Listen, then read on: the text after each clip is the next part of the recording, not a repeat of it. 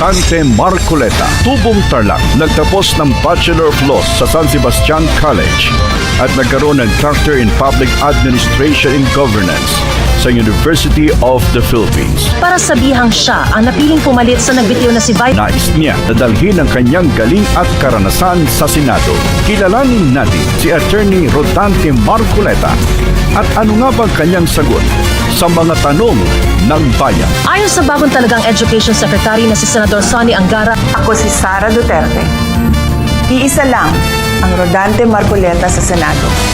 Hindi natitinag, hindi natatakot, at laging nasa panig ng tama. Noong pinupuna at tinatakot ang tanggapan ng pangalawang Pangulo, siya ang tumindig at dumepensa, hindi alintana ang pambabatikos. Dahil para kay Marcoleta, ang tama ay ipinaglalaban kahit mag-isa ka lamang. Marcoleta, may prinsipyo, may integridad, may paninindigan. Kaya ngayong darating na halalan, iboto natin ang number 38 sa balota. Rodante Marcoleta sa Senado. Kay Marcoleta, may pag-asa ka. para sa GMA Integrated News, Mariz Umali Naktutok, 24 Oras.